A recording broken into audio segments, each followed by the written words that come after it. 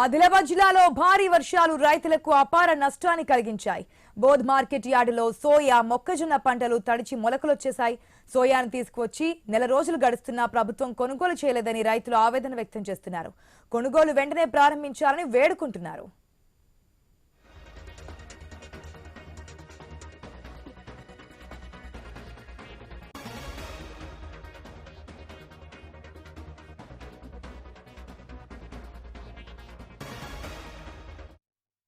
తెచ్చిన మేము 70 క్వింటాలు తెచ్చిన అయితే ఒక నెల అయింది. నెల అయిన తర్వాత మొలకలు కూడా వచ్చినాయి. కానీ ఇక్కడ గవర్నమెంట్ కూడా చూసి కూడా మనకు ఏం అభ్యంతరం ఇస్తలేదు. అటు పత్తి ఏరాలన్నా ఇటు సోయా చూడాలన్నా ఇది మొత్తం ఇక ఎట్లా దయచేసి మీకు రెండు చేతులు కలిసి కాలు మొక్కుతున్నాం. మేము ఆదివాసి కానీ మనది పరిస్థితి కొంచెం చూడాలని కలెక్టర్ కానీ మన పీఓ కానీ మన ఎమ్మెల్యే కానీ వచ్చి కొంచెము ముందుకు వచ్చి మనది సోయాబీన్ కొనాలని ఇటు బయట అమ్మాలంటే మినిమము 2,000 3,000 అంతే అడుగుతున్నారు. దాదాపు అందుకే ముందు వచ్చి కొనుగోలు చేయాలని, అది పత్తి కూడా మొలకలు వస్తుంది, ఇటు సోయా మొలకలు వస్తుంది అంటే ముందుకు వచ్చి కొనాలని ఇక్కడ మినిమం. మంచిర్యాల జిల్లా చెన్నూరు నియోజకవర్గం వర్షాలు రైతులను నట్టేట ముంచాయి.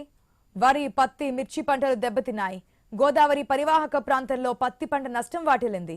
పత్తికాయ రాలిపోతున్నాయి. ఎకరానికి 2-3 క్వింటాల దిగుబడి కూడా వచ్చే అవకాశం లేదని రైతులు కన్నీరు పెడుతున్నారు. పొట్టకు వచ్చిన వరి పంట నేల కొరిగింది.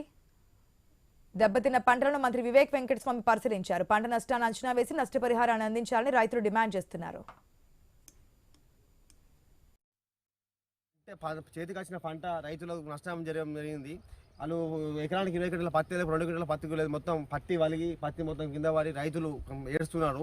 ఇక్కడ ఉన్న ఎమ్మెల్యే వివేక్ వెంకటస్వామి మినిస్టర్ 10 ఓట్లతో మినిస్టర్ అయ్యారు. మీరు జూబ్లీస్లో ఉండు కదయ్యా, ఇక్కడ రైతులు నష్టపోతాను, రైతులకు లాభం చేసి మీ ఎంఆర్ఓను మీ కలెక్టర్ని పంపించి ఇలా రైతులకు ఎకరానికి ఎంత నష్టపడడం అయిందో ఆ నష్టపడడం వీళ్ళకు రైతులకు ఇవ్వాలని చెప్పేసి మీ మినిస్టర్ గారికి మేము డిమాండ్ చేస్తున్నాం రైతుల పక్షాన నుండి. మాది 15 ఎకరాలు పత్తి పోయింది, 5 ఎకరాల మిర్చి పోయింది. ఏం లేదు, మందు డబ్బా దాగుడే. అప్పుడు గంగాచి పోయింది. ప్రభుత్వం ఆదుకుంటుందా? మందు డబ్బాలు కొనిస్తలా? పత్తి యానలు కొట్టి పత్తి పడిపోతుంది, గూడ రాలిపోతుంది, పూత ఆగుతలేదు.